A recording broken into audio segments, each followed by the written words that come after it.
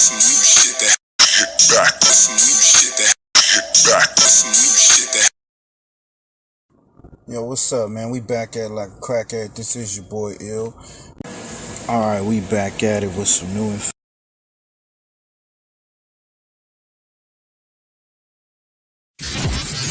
FirstFamRadio.com. FirstFamRadio.com. What up, world? This is Grammy music producer Ryan Ghost Bowser rocking it out with First Fam West Radio and your man's Mr. Illustrator. And on the ones and twos, we got Crazy D. Spin that, man. Keep the tools in the box. The haters wanna stop it. Mom's long like cocaine. I'm a fly in the bean. Money is the reason. No reason about those games. Tools in the box, the haters wanna stop it. Mom's on like cocaine. Pure white, Peruvian, take flight, ride the wind, long nights, getting it in. Is this the life of a hooligan? Ninjas on the street, they trying to avoid the chalk. Talk it out, maybe after let the haters spark. Gunshots, bury victims in the dirt quick. Circle of death, calling it the work shift. Mind blown, mind gone. Just took a life he don't care about his own. But this is what the youth talk, turned up. Mommy offered those pills, plus she coked up. Out to celebrate, told it's the last days. Racing, chase away the pain, love is lame. Ain't no shame, she peeling off her lace and things. FirstFamRadio.com. FirstFamRadio.com.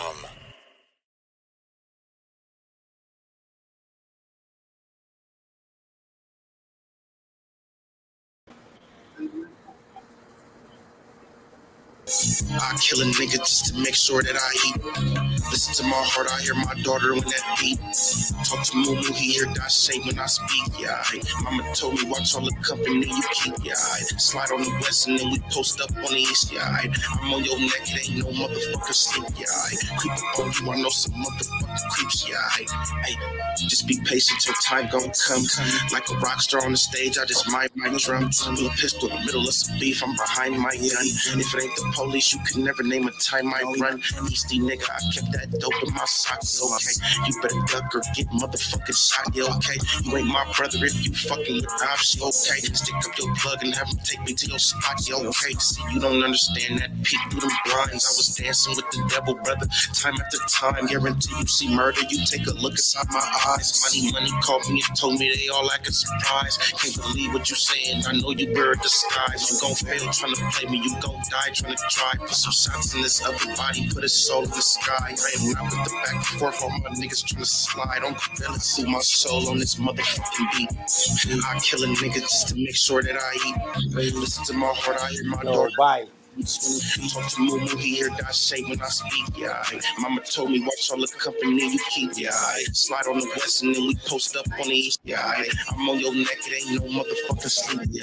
Creep up on you, I know some motherfucking creeps, yeah. See, you don't hate me, you just hate the addiction. I remember being alone in the most fucked up position. I pray to God every night, remove me out these conditions. They gon' judge before they know you and really see how you live and can't expect you to pay attention and really seek out the difference. But let me warn you, please keep my name about it, your mentions. I'd rather. Nah, fuck that, you don't fit. With a gang master. I love the game. I love the hustle, man. Be feeling like one of them ball playing niggas, you know. Bird, Magic or something. Yeah, you know a nigga got dough. A nigga can leave the league. But if I leave, the fans still gonna love me, man. I get all this love, feel like a money match. These niggas that be hating on some other shit. When I go, I want a documentary. The realest niggas going down in history. I get all this love, feel like a money match. I get all this love, feel like a money match. When I go, I want a documentary. What up? The realest niggas going down in Real different speed. Trenton in the building. What's up? These niggas that be hating on some sucker shit. When I go, I want a documentary. So if you ain't talking official shit, don't mention me. I'm never gonna change, switching lanes while sipping lean. Going hard, free my dogs out the penitentiary. My brother said I can't let these fuck niggas get to me. And if they don't remember shit, they gon' remember me. I get all this love, feel like a money mess. These niggas that be hating on some other shit. When I go, I want a documentary. The realest niggas going down in history. I get all this love, feel like a money mess. I get all this love, feel like a money mess. When I go, I want a documentary. The realest niggas going down in history. If you want it raw, then I'm the one you ask for. Me and Jerry getting bricks off the backboard. Niggas foul, what you think we got them texts for? If you ain't buying what you come around and set for, let me just be honest, I'm all about making a dollar. Come on, make sure y'all like, comment, and subscribe. And excuse me for being honest, but I just spent like 5 minutes just on it. Come on. I get all this love, feel like a money mess. East to the west, man. Down south, up north. What it do? I want a documentary. Come on. The realest niggas going down in history. I get all this love, feel like a money mess. I get all this love, feel like a money mess. When I go, I want a documentary. The realest niggas going down in history.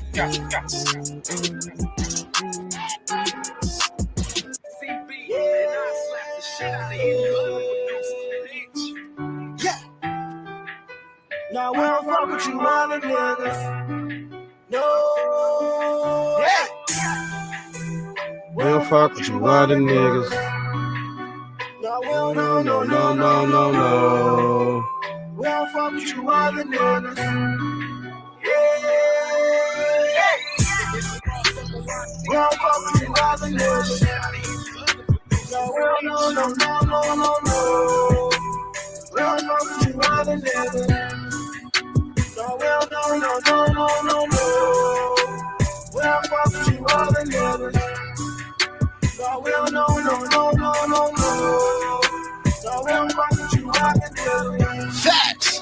No, we don't, no. We don't fuck with you other niggas. When I ride by the hood and see if it's on me, I'm gon' pull the trigger. I don't fuck with you niggas, you not my family, I didn't grow up with you. Cause most of them niggas, they say they real, but they be out to get you. And most of them be snitching. And all I know is the lawyer, the money family. And all I'm trying to do, shade them all with a money tree. And all I know is the money, it grew a part of me. And all my life I've been accustomed to running in these streets, Lord. I don't fuck with you niggas. I don't fuck with you niggas. I don't fuck with you niggas, Lord. We don't fuck with you niggas. We don't fuck with you niggas. We don't fuck with you niggas, Lord. We don't fuck with you other niggas. No, we don't, no. We don't fuck with you other niggas. No, we don't, no. We don't fuck with you other niggas. No, we don't, no. No, we don't Fuck with you other niggas. What up, y'all? A nigga big heavy. Pull up, back up, just go. We not, you won't. No problems, we talk. Them charge with the lights. High lava, Mac gang. We straight. 7, no 8. For life, I bet you don't want no rest. Pulling up the text. Straight through your head. We lit nightmares, don't fuck with you rest. Just niggas to change, your bitch be fake. Stay in your lane, my team gon' change. You hate, cut your lane, go get you some change. Sneak this in no way. We come direct to where you at. And catch some wreck. That show respect. Yeah, go fly the fashion. Just losing my passion. Come on. Yeah. We don't fuck with you other niggas. We don't fuck, no. Shout out to Don D, man. Finney Mills. You dabbing Don, baby. What's up?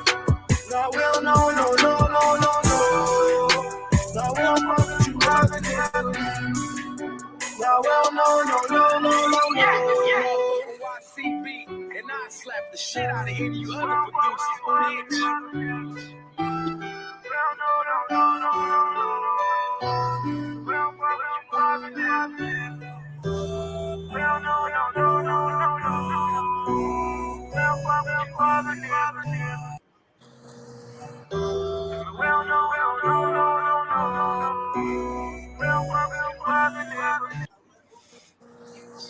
Yo, what's up, y'all? Back at it. Pull this music up. Oh, We'll put that firepower. That's Big by Brother Nutter Push, in the man. building. Push on the beats. Nah, I mean, we up in here, Fam West TV. What it do? What up, y'all? What's up, man? Hope everybody feeling good. It's Saturday, man. Hope you got your smokes, got your drink. You know what I'm saying? No inferior smokes. If you smoking that Reggie Bush, don't tune in. You know? Gotta smoke good shit. I don't even know how Reggie Bush looked like. I don't know. That was so long ago. That pack shit. Hey, let me show Squabble. Let me show Squabble before we get into it, man. Some of you women, man. Some of you women, huh? You ain't gonna have no nice shining arms around. So when Big you gonna, Zah, y'all, Big Zah. if you gonna sit up here and put your hands on a dude, understand that it's consequences, right? But yo, she was loking up. So y'all let me know, was dude right for backing her? What, bitch? Bitch, what? Start from the beginning. Now, before, we don't know where this, obviously it started right here, but the conversation obviously was before they started recording. So we don't know what he said or what she said. Just going off of what we see. Let me pull this up. Make sure y'all get your panties in a bunch. You know how y'all niggas get. With all that. You know what I'm saying? Copyright disclaimer under Section 107 of the Copyright Act for 1976. Y'all know what it do. So fair use, criticism for purposes such as criticism, comment, news, reporting, teaching, scholarship, and research. So that's what we doing right here. Don't get your panties in a bunch, man. Ill reviews and reactions. I got my homies in the building, and we about to get to this. What, bitch? Bitch, what? Bitch, what?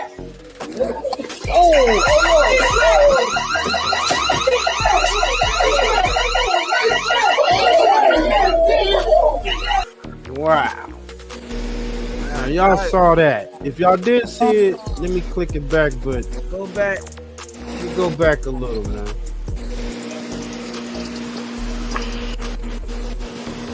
Now she punches and then she starts swinging for the air.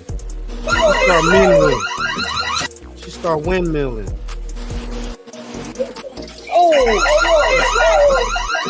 What was that? Y'all saw that? Y'all saw that, right? She came out with confidence. You see, she squared up. She got the right fighting stance. The bike was in the way. Yeah, I don't know what that is. I don't know. Pawn shop, smoke shop, hangout spot. I don't know. Maybe they'll go get their Zod there, you know. But she was ready. Gangster. Where's her man at? Bitch, what? Swap meet right there. It's a swap meet.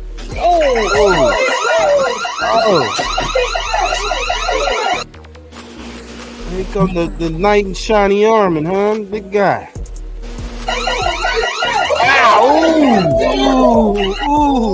God damn, bruh. Hey, y'all thoughts on that, man? Y'all thoughts on this, man? Could have been ducking and weaving, nigga. Bobbing and weaving. Now, dude, Damn. like, dude wasn't fast. He wasn't, the fat boy wasn't fast. He had only one of my joints.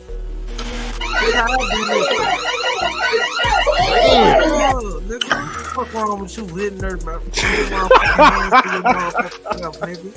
Hey, talk to us. What's y'all thoughts, bro? What's y'all thoughts, brothers? Fuck, nigga. You motherfucking hands to yourself, nigga. Oh, man. Big nigga hit like a bitch.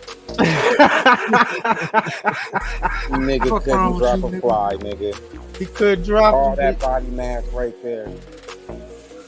I had a good homeboy prop. He took it. You want to do dirty? Get up, homie. Get up, Craig. Get up, Craig. Get up, Craig. Get him with the brick.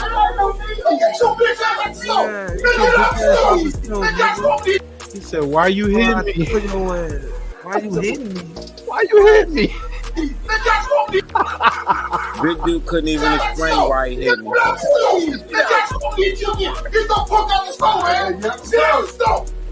Your punk ass on the stove.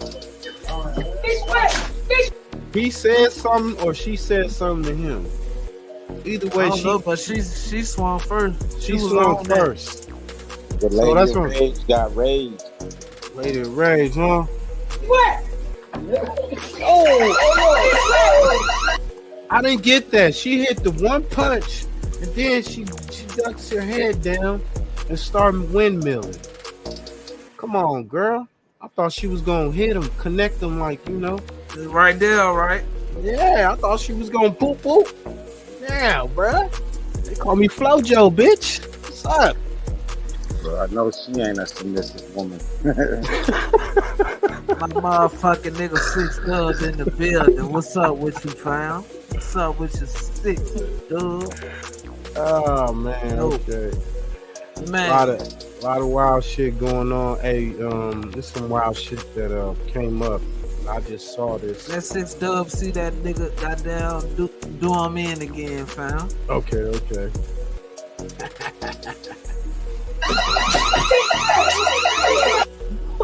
Watch this. It's wet. It's wet. What's wrong with you, bitch? Bitch, get your ass back. Hey, what's wrong with you, nigga? Get your motherfucking hands off a woman, nigga. He hit like a teddy bear. He say he like a Care Bear. Bro, he don't even got marks on his face. He was just experienced like mid-bully. You should have hit him. Mid-bully. They must have hurt push. He hit him back. He hit the bitch back. He hit the bitch by back. the big dude's body. The blows didn't hurt. Man, he hit the bitch back though. The bitch barely even tapped. The bitch really hurt. That really hurt. This nigga push ain't got no pause button. Hey, push. Hey, push. The nigga after he hit the bitch. And then when the nigga started hitting him, he asked the nigga, "What you hit me for?" I would too. I didn't understand why he was hitting. I'm trying You would have asked him too after you getting into a squabble. I'm going on mute. Y'all gotta stop protecting bull crap right there. When doggone female goes with swings, try to hit you with an object, walk you across your head. You got every right to put that thing back on. All I'm saying is, bro, Shawty swung on him. He hit her back. He did what he did, right? But when a nigga walk up on you and hit you, are you asking this? What you hit me for? Hey, it was all a shot. It was all a dream. He was reading Word Up magazine and that girl hit him, man. Yo, that's what happened. I'm standing up for justice, Nutter.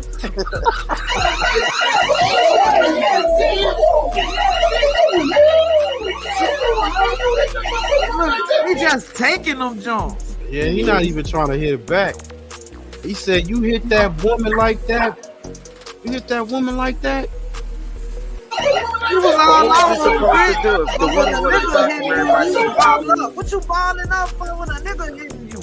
I know, that's what I'm saying, bro.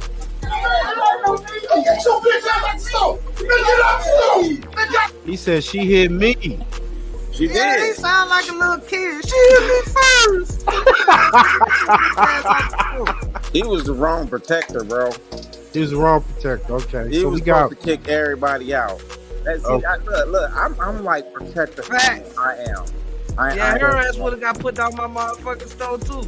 Mm-hmm. But I'm just saying, when you a y'all female go outside and fight, shit, and you knuckle up on a dude, what is the guy supposed to do? She knuckled up on him. She squared up on him. She squared up, and that's the point right there. Okay, big dog, what is you protecting? Trying to get some of that. Trying to get some of that box. He trying to get some of that box. That's what it was. He trying to holler. He trying to holler. You know what I'm saying? Lady of Rage. Lady of Rage. breaking news: we just had a double shooting at Lafayette Apartments in Richmond. Y'all, Okay. if you from the city, check on your people, man. If they down Ruffin Road. We'll check on them, man. Hey, man. Condolences to anybody that got hurt in that, man. We got to stop all this shooting and killing. Hey, man. What's up with LeBron James, man? Freak off files at Diddy's party got leaked. Hey, man. Go check out Noah Jacob TV. Man, Coming with those reactions. Bro, What's I'm up? saying, who What is ordered this? him to put that on? Like, That's you don't have to crazy. be high ranked to tell that nigga to put that on. Like, I want to see you like this, Brian. Bro, I'm trying to say this shit Photoshop. Like, he didn't choose this, bro. Somebody said, I want to see you like this, bro. I want to see you Bro, look, as a but maid. just look at it. Like he took the picture and everything, bro. Like, what? He was with that. He got this in his files. His little cloud. What they call it? The cloud. I don't know, fam. This shit look crazy, bro. Yeah, this shit look wild. Do y'all Right? think this shit Photoshop, AI created, or Yeah, is what this y'all LeBron? think? What Or y'all is this think? LeBron on That's bullshit? El Bronny. El Bronny. He in a French maid suit, y'all. What is up? Outfit. What is going on? Yeah. Is this true AI? I don't know. Bro, The But- Benny in the bedroom and everything. Man, role playing? What the fuck going on? maybe so. We're gonna pull I the know video. GTA role playing, but I don't know. We're gonna pull up the video of Meek Mills doing the bunny hop for some executives. Oh, it seems like LeBron came out to play. We have this photo right here of LeBron James in some 1960s maid costume cosplaying. Hey, make sure y'all go to Noah Jump. Make sure y'all go to Noah Jump. Noah You know what's Jacob crazy, TV. dude? They was raping that little kid. He a little kid right there. He a little Talking about- kid. Talking about He LeBron under right 25. there. Yeah, That he was a in little when he. kid. Look at that body. He a little kid. man, Dude, he's Justin hey, Bieber, man, on the basketball side. What's this going on? And now, I know we live in a day and age where you have to look at a photo and tell if it's AI generated or not. But this one right here is most definitely not looking AI generated. I'm able to tell. I'm coming from the generation with the AI and all that other stuff. This is not looking like it's AI generated. He came out to play with the Diddler. And then we have Conservative commentator Candace Owens has also commented on the names associated with Diddy, including Jay-Z, Kanye West, and LeBron James. Owens claims these celebrities are part of a larger network that controls the entertainment industry. Listen to who Candace Owens just exposed as an attendee of P. Diddy parties. It seems to be that it is all falling down in Hollywood. There are tons of people who should be called out, people who weren't young like Justin Bieber, people like LeBron James, who has been outwardly speaking about how great Diddy parties are, traveling around with Diddy. This person is supposed to be the king. I'm waiting for the king to come out and to condemn this, to condemn what we all know now is a reality. Kanye West has been vocal about what he perceives as the control certain figures have over the entertainment industry. How much power does Diddy actually hold? One of the more shocking claims comes from the late Kim Porter, who reportedly found disturbing footage involving Diddy and young boys, including Justin Bieber. Diddy had something to do with her death. In the book, Porter allegedly recounts discovering and making copies of the tapes that Diddy made of himself having with young boys that he was managing, including an alleged tape involving an 18-year-old pop star who went on to become a household name.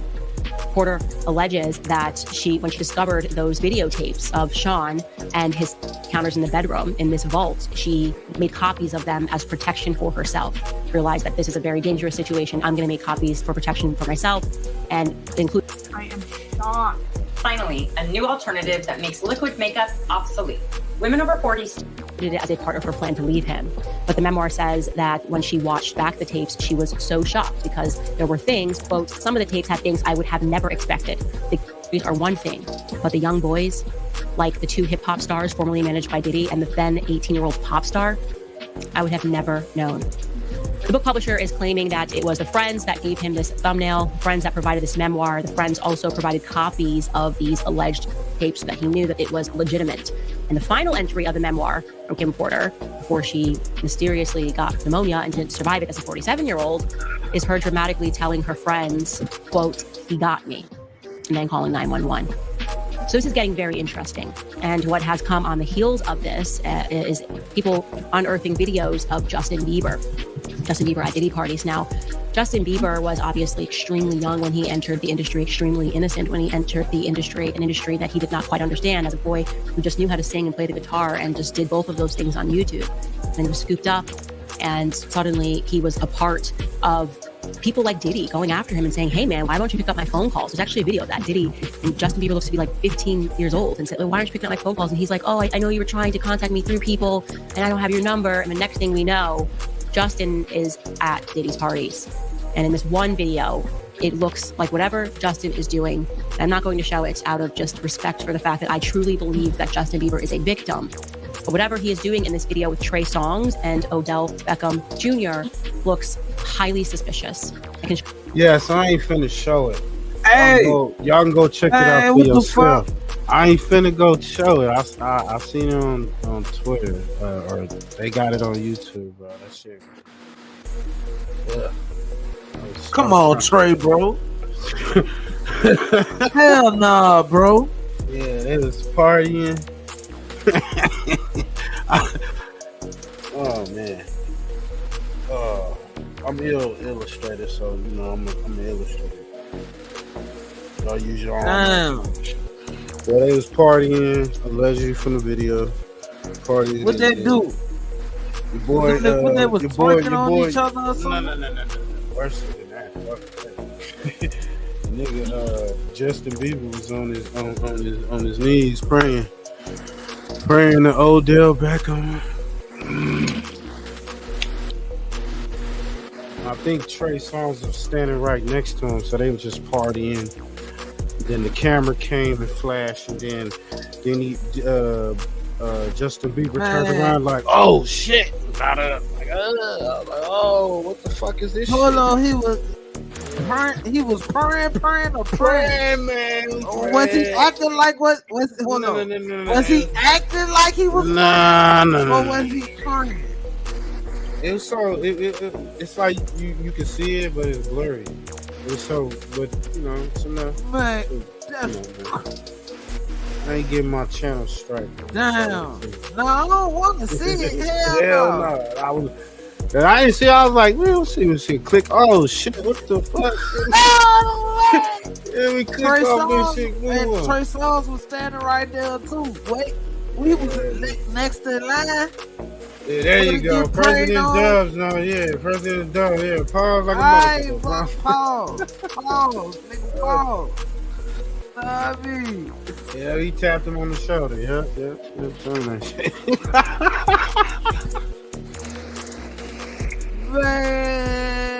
Man, abuse against kids, man, and young people, man. What the fuck? What are you doing, bro? Hell no. Yeah, he was allegedly topping off Odell Beckham.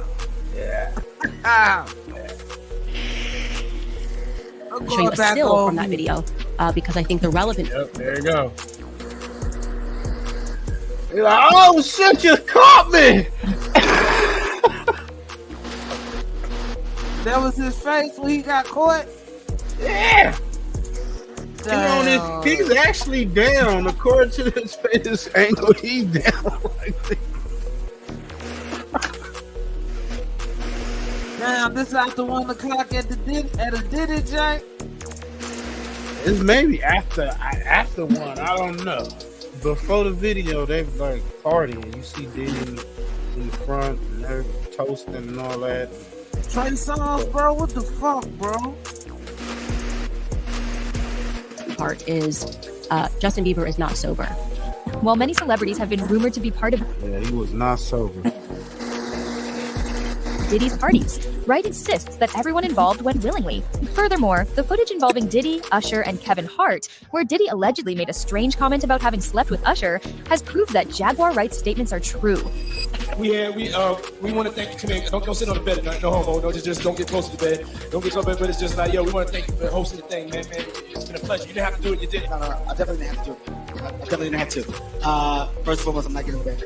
Shout out to him and what he did. Just, if we can, let's just put Kim in the so I don't want my shot to even I don't want to come close to the bed at all. Usher look like he fresh off goddamn plane. I should. Guard stage. My brother right here, day one, used to wake up and pause. Like that's not. I mean, back in the day, a little bit older, his older brother, we used to fight over the frosted flakes. You know what I'm saying? Before pause was invented. You know what I'm saying? This my brother for real. He used to actually wrestle. Yeah, we was naked fighting over the flakes. Right. That's what he said. Listen, man. Like that's not. Cut the beat off, fam. First and foremost, I'm like, Yeah, let's turn the beat off, man. I want y'all to no CAPP'N, man. Ah, man, this is crazy. Let's hear this. shout out to him and what he did. I'm just gonna, if we can, let's just put the camera a little this way, just so we're not. I don't want my shot to even, I don't want it to come close to the bed at all. Usher look like he fresh off goddamn plane. I should. Guard stage. This is my brother right here. Day one, we used to wake up and pause. But like that's not. I mean, back in the. We used to wake up, Paul. We used to wake up. He's like, we used to wake up when they were kids.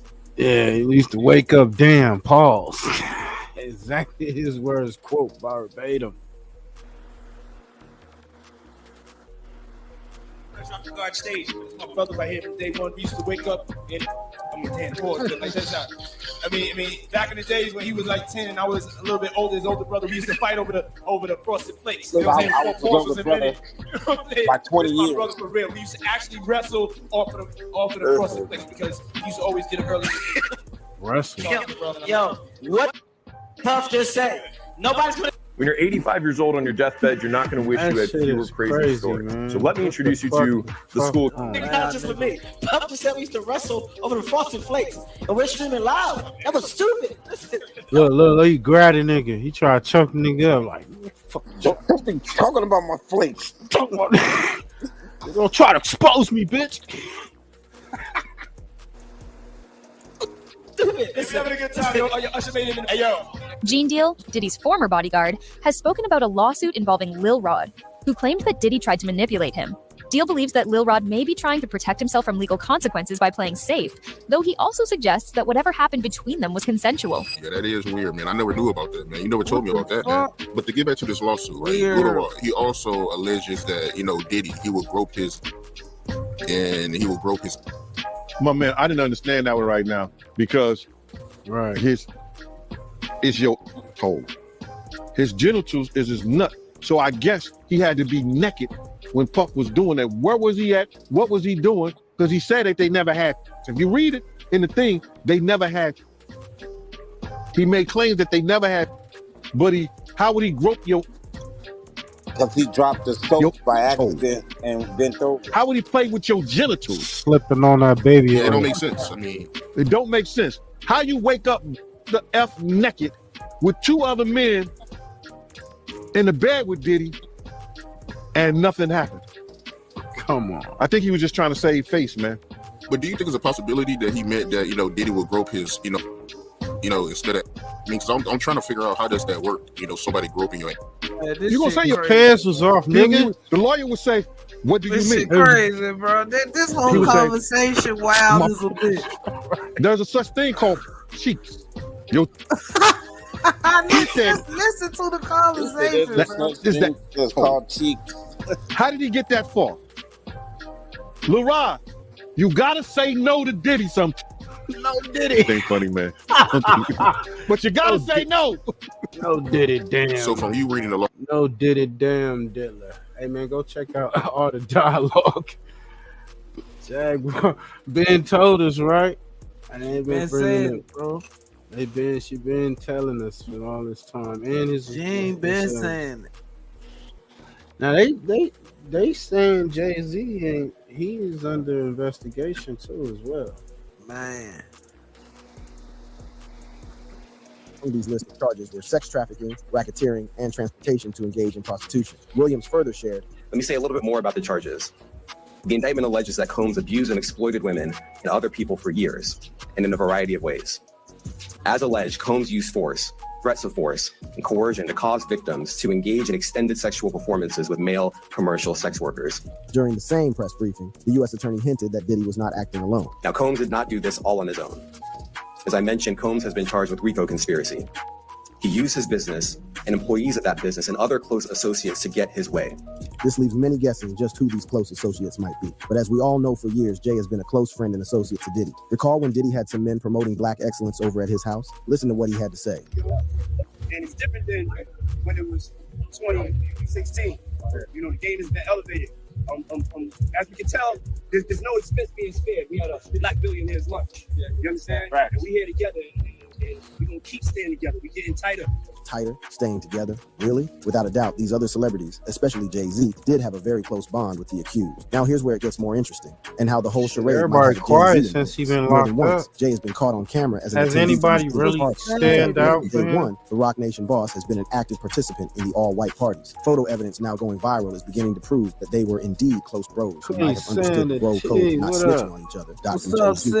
King-size bed with Diddy, just smiling infectiously next to the alleged suspect. In no small way have these proofs solidified the doubt in the hearts of many. On X, many speculate that Jay-Z was well into the freak-offs with Diddy. It is popular opinion that Jay-Z and Diddy have been unafraid to flaunt their close bond. This is a relationship that they developed during their early years as young rappers. They made music together and formed an even tougher bond off camera. During the 90s, they were engaged in a similar controversy that involved violence and risked going to jail. While Jay-Z had reportedly stabbed a man, Diddy was involved in a club shooting, yet somehow they managed to avoid jail.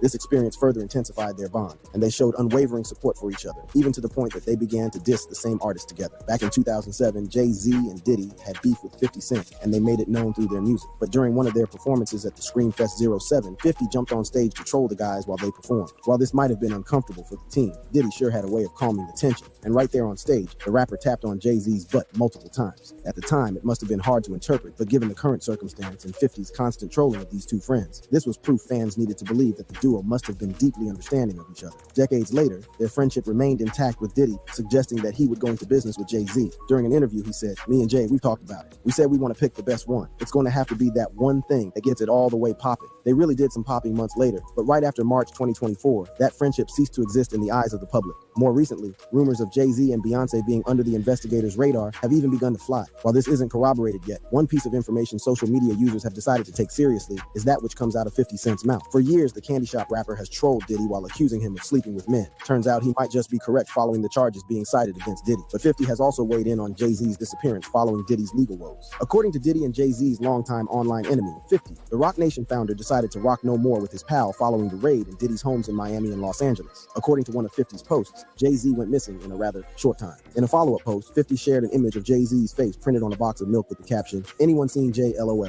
Puff said the nigga ain't answering his phone. LOL. A few weeks later, 50 updated fans on Jay-Z's seemingly silent move, which included fewer public appearances. The rapper shared, "Jay in hibernation, he ain't coming outside till this shut Puff blow over. Bowl brunch, no lunch, no dinner. LOL, I am all you got him outside." 50 did go hard again when he specifically hinted that not only was Jay-Z MIA, but he was...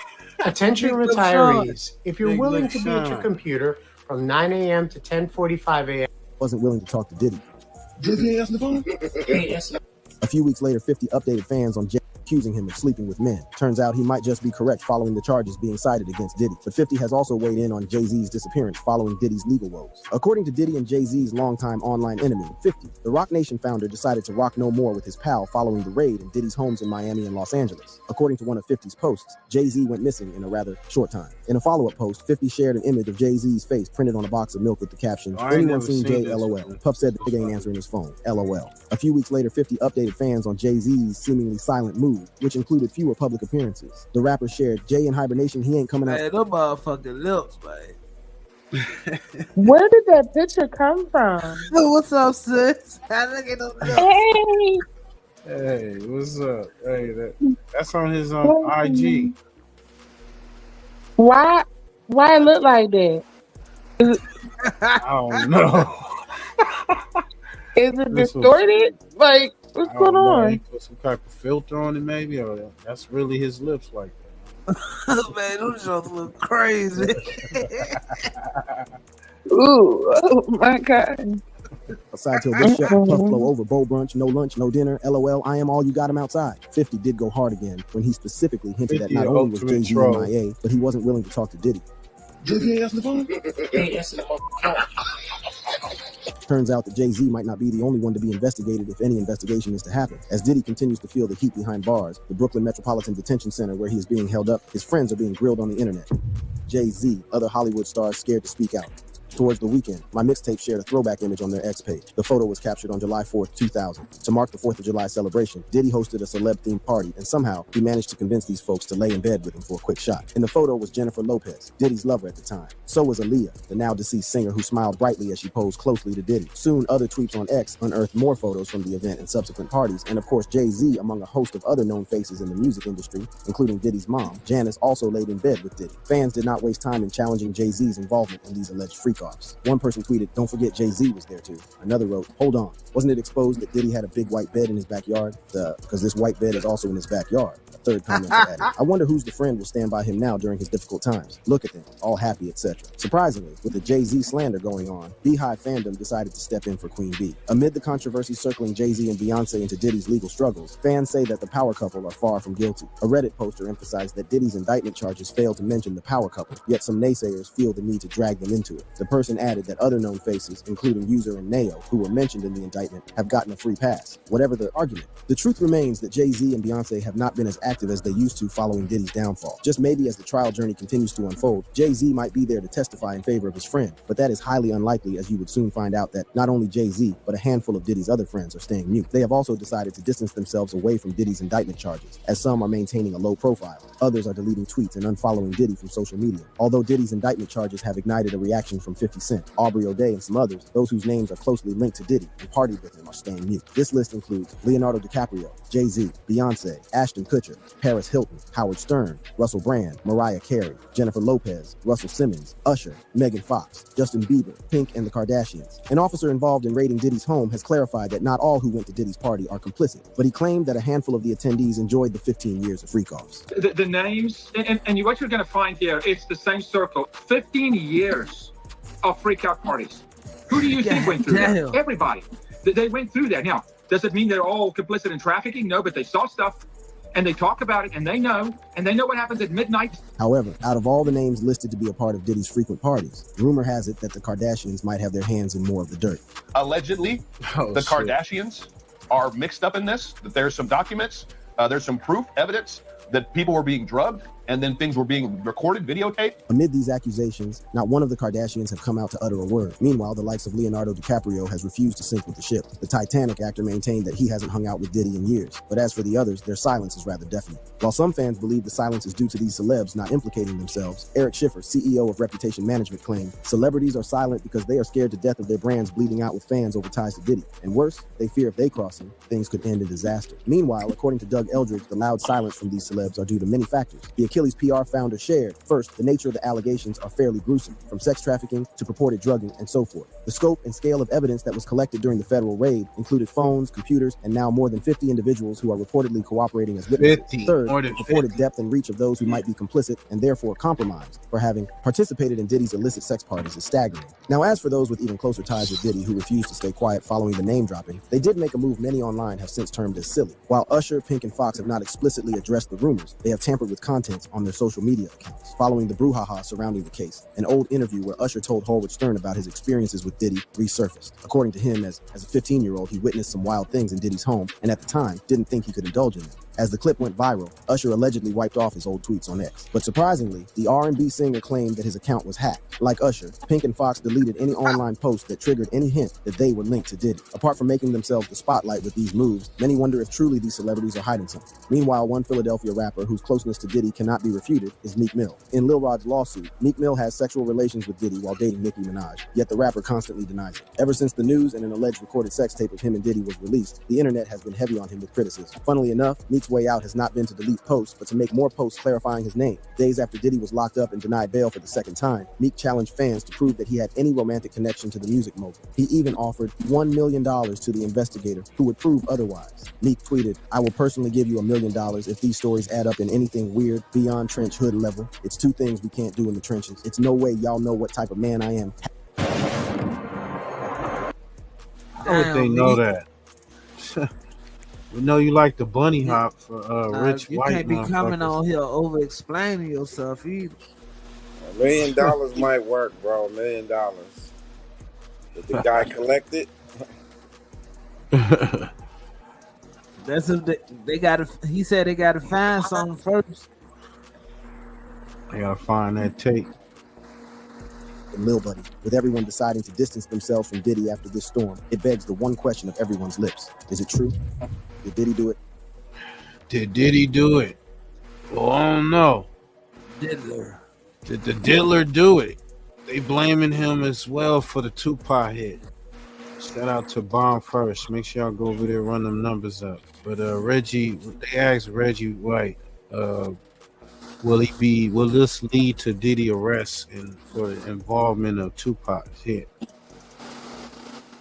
That's the word, but a lot of people were hoping or wondering if him getting this indictment and this arrest or whatever, if this will have any effect on the Tupac case. What are your thoughts on that? Okay, Puppy gonna get to a point where he gonna call in and they have what they call a some type of hearing they call. It's not a 5K, but he gonna get to a point where he just want to lay everything out to the U.S. attorney. He wanted to talk about everything he did, or they gonna want to meet with him and talk about everything. Where they talking about doing a plea deal, where him and his attorneys are just saying, okay, we willing to lay all of this out, lay all of these people out, and all of that. And each different agency that has an issue with him or think he has something to do with, they gonna come to those meetings, mainly just to close their case. This is to figure out, maybe they're gonna know this person was dead or that person is dead and all that, but they just want to close their case because that's how cops and departments and captains and all that get graded, by their closed case, not their conviction rate, closed case. Y'all remember on The Wire when they used to be excited about making shit go from black to red or red to black and all of that? Well, that's really a true statement of how cops get graded on their case getting closed. Like I said, not about the conviction. That's why we talk about the Biggie thing. They feel that their case is solved. It's not a closed case, but it's solved. And so, because they know who the players are, they feel they know the answer to that question. And so, he's gonna have that hearing one day when he's ready to plead out, because I don't think he would take it to trial. He'd be stupid after he lose all the emotions, just like PPD. Where they're going to have the hearing, and Vegas PD detectives and the DA is going to go down there and talk to him and get it involved. He may lie and deny it or whatever, but the problem that he'll have if he do start lying, because they never know, they'll tell you, you don't know what we know, and we get you in a lie, then all of this that you done told us is wiped off the tables. All this is no good. You get caught in one lie. And so generally when if y'all ever look at the show The Wire, when at the end when Big Mackey, when he got his deal, he laid on all type of shit, and they were like, "Oh shit, we didn't know you did that." You do stuff like that. You put everything on the table because you don't want it to come back on you. So that would be the only way that he would ever come clean on this KPD stuff or the Tupac stuff. Or they probably make a trip and go down, but right now he's denying everything because he's not at the point where he's ready to lay shit out because his attorneys are still telling him, "We're going to beat this. We got this. This is nothing. It's only one victim," and telling you all of that shit. But when they know it's get serious, when they know, okay, once this attorney feels you're out of money, and this is the best deal I can get for you, then it's going to be a point in time in about 2026, 2027, where a lot of shit get laid on the table. And a lot of things that y'all going to hear, they're going to find out about will come to light. Now, that's from an ex-cop. I'm telling you straight up. The boy going to come out with it. So they're gonna make him spill the beans.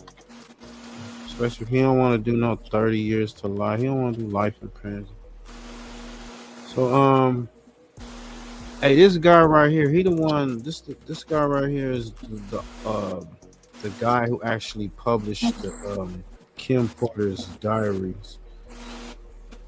Let's check this out. Hear what he's got to say. People coming at him saying the book is fake and all that other stuff. Amazing track record. In the past few months, Morgan & Morgan won verdicts of $12 million in Florida, 26. When ODs, for instance, and morphine too, the lungs become highly congested, Jesse. And but you won't have. What will be different is, and this is kind of graphic, but you don't have this kind of pussy exudate coming from the lungs like you do with a pneumonia. So all right, right off the top, we'll be able to kind of rule that out. The lungs do get heavy with opiate overdoses, but that's something that's right at the top of the list on for what's referred to as a standard panel. They're going to screen for all of those.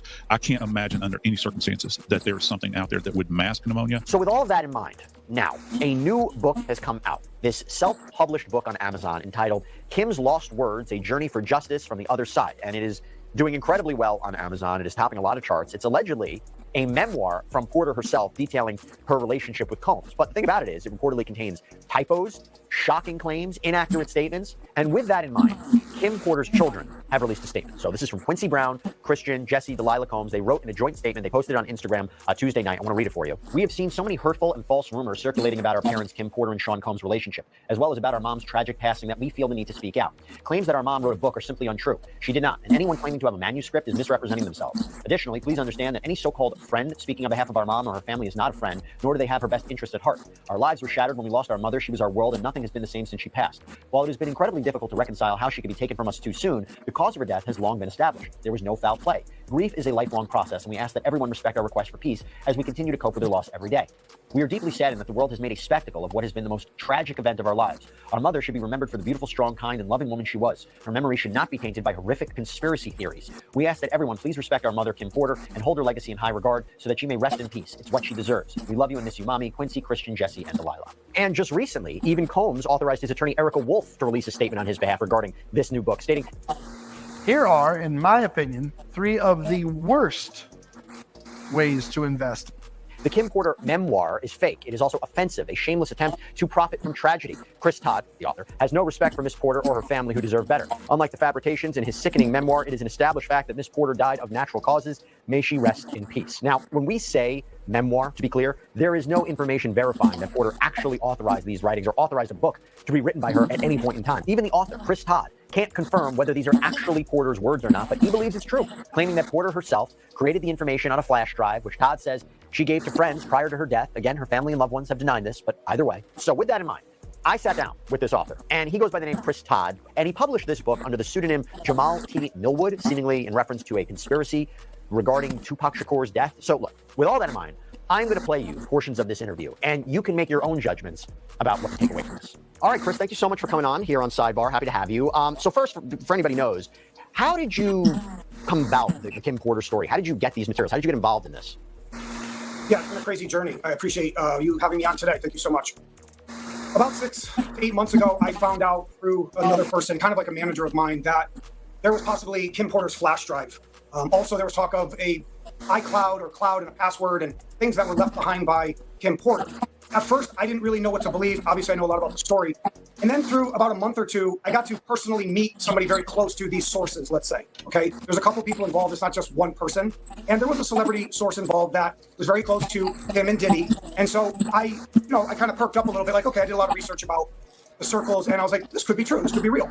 So I went down the rabbit hole and I investigated it to the best of my ability, quickly, as fast as I could. This is a big story. It's moving 1,000 miles an hour right now. And I do believe what I was given is real. Can you share with us where this hard drive came from, how it was found, this flash drive, I should say? Where was it found? Or it just came out of... Flash drive? Yeah, where'd it come from? This flash drive was held onto for 5 years. This flash drive is from Kim Porter. Any reason why it was held onto? I know you're not going to reveal the name of your source or where you got it from, but why? Can you tell us why it was held onto for so long? I think these people were afraid. Because what's the main theme? What's the main theme here? In the book, or in the talking about the book? Or are we talking about? Yeah, what's the main theme of the book, and also your interpretation of why it was held onto? You said there was a concern there. Well, what's the main theme? Through our PIs right now, we do have some evidence that Kim Porter may have been poisoned and murdered. And we actually, before you came on, we did an earlier Sidebar episode where we had an expert on who said that it would be difficult to find a poison that would mask the symptoms of low-bar pneumonia. That it wouldn't make sense to him that the findings from the Los Angeles County Medical Examiner's Office would be incorrect. They're a very thorough group. Why would he be wrong? I'm not saying he's wrong, but we need to listen to the people that are online, even these online sleuths, the bloggers. A lot of information comes out from this kind of community, and there's talk of toxins being in her system at first. It was called deferred at first, then it was changed. But how do you separate people who always have conspiracy theories and rumors versus legitimate facts? I mean, you believe that there's something here. You said you did your independent research. How can you tell our viewers and our listeners that there's something more here legitimately and not just listening to the noise out there? I'm really more focused on the book right now, the memoir. As for investigating, doing the autopsy, looking at the autopsy close, okay, I'm open to that. Yeah, but mainly I'm focused on the memoir. So let's talk about this. How do you know for sure it's her words? It's a memoir from her, because it's in typewritten, right? You would say that it was from a computer. How do you know it's from her? Yeah, it's a great question. I'm getting that asked all the time. I work a lot of cases, okay? I claim to have solved the 2 most famous cold cases in history, okay? I like to think I'm good at what I do. So when they came to me, and when I work with any whistleblower or source, I don't always believe them. I don't believe everything they say. I put them through my test, by my field, my spirituality, forensics. There's a lot of things that I do. Dealing with the sources and the people that I've contacted closely, obviously it's a dark story. It's dangerous. I'm familiar with this. Whistleblowers and sources don't always tell you everything. They don't show you metadata. They don't show you things that are going to trace it directly to them. He the one so, that, like I said in the Rolling Stone article, and another one that's coming out today or tomorrow, if you put my feet to the fire and God asks me life or death, you know it's 100% per flash drive. No, I do not. But based on my feel, I prayed on it, and I felt I was to take a leap of faith, so I came forward with it. Some people would say, why publish it if you're not 100% sure? Well, I also am an investigative producer, an author, I'm a storyteller. A lot of my fans know me very well, and the media in Hollywood, a lot of times, they don't want the truth. So they do projects and stories and unscripted and scripted that are not always completely 100% true. I'm no different than them. I would like to turn this book into a movie or a series, and we're shopping that right now. What, from reading these pages, what is your overall takeaway? If this is in fact Kim Porter's memoir, what is your takeaway from it? It's disturbing. It's dark, it's sad. This is an abused woman telling her story. When I first read the whole thing, I only had a couple pages at first. Now, as for the tapes, I've been told that I can have access to the tapes. What are the tapes? First, start there. What tapes are you talking about? The big ones. You're talking about sex tapes? Yeah, but with very famous people. Okay, so talk to us about what you were told about the tapes. That if I pass the test, they trust me, I will be the one to do it. Who's they? The sources and the people around the community of Kim and Diddy. With all due respect, why wouldn't they bring that information to law enforcement? Why wouldn't they just drop it in, CNN's or ABC or any other news outlet's mailbox? Why come to you as opposed to law enforcement or another media organization? If one of the people are underage in the sex tape, I have to, per my attorney, go to the FBI. I'm not going to comment right now if I'm in possession of the tapes or not, per my lawyer. So, but to answer your question, these people are scared. And what you're saying, like, well, if they just dropped it off at CNN, or they just emailed it, that's not the appropriate way to do this. Okay, well, I mean, look, you're in a very interesting position right now, and clearly a lot of people are very interested in what you've presented, but I mentioned this before, I'm going to mention this again. As you know, this has been met with criticism. Porter's family and friends say this memoir is a fake. Al B. Shore says it's fabricated, that it's offensive. Reportedly also came out and said, quote, a significant suit headed right for the heads of the responsible parties who dragged my name into this. Porter's friends, Kimora Lee Simmons, LaWanda Lane, told Rolling Stone that they don't know you at all. Lane said every page in that book is false. Hey everyone. So the team decided to do a fun competition. If you're able to make a donation, that Porter wouldn't write a memoir, that she would never write a memoir, that she liked her life to be private. Rolling Stone also reported that a source close to the Combs family says the family is exploring all of their options and saying, quote, the baseless pages in the book not only misrepresent Miss Porter's lived experience and legacy, but also continue to cause unnecessary distress to her loved ones. And her children came out with a statement today on Instagram, which I read before. What's your reaction to all that? We did $1 million in sales in 12 days. The people want the truth. There's people writing me from all over the world, thanking me. What you just said, I know I'm still reading this stuff. I can't even keep up with it right now. I've actually have to hire people to read the stuff. We have to think about who these people are talking about. They're possibly talking about the devil. So if they say it's not real, remember who's saying that, okay? A lot of people believe it's real. A lot of African Americans believe it's real. They're telling me, they're calling me. I'm talking to all the bloggers and podcasters because I'm an open book. I talk to the little people. So my point is, I still am assessing what's being said by everybody close. I get it. But this is what happens, just like on my other cases. Yeah, they said they didn't do it too. And it turned out to be I was right. So, like I said, this is going to play out. I can't say I'm 100% right this second, but I'm not pulling that book down. Under my First Amendment, my civil rights, I'm not pulling it down. Y'all go finish that. That's on Sidebar, man. Law and Crime. Jesse Weber. Salute. Get y'all info. What's y'all thoughts, man? Play a little bit of the rest of this book. I don't know, bro. I feel like a cloud chase going on. Okay. Push, what's your thoughts? Queen? He just published the book. He didn't write the book. It's like he's saying some people from ever they came to him with this stuff. So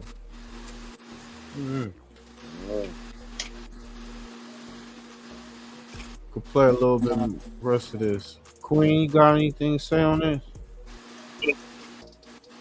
I just think like he said, he didn't write the book, he published it.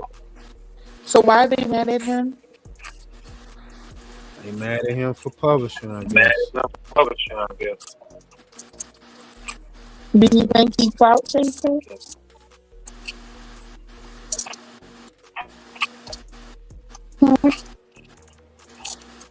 I think he definitely. I mean, he trying to make a buck just like everybody else. Somebody came to him with the with this information.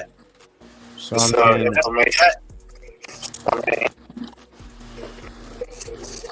I'm gonna have to mute you until I stop talking because you keep giving me feedback. But yeah.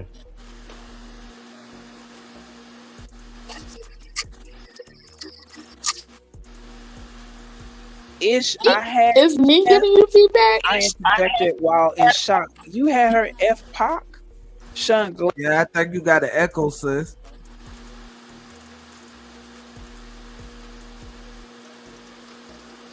Yeah, you got an echo. Okay, I'm gonna stay on mute.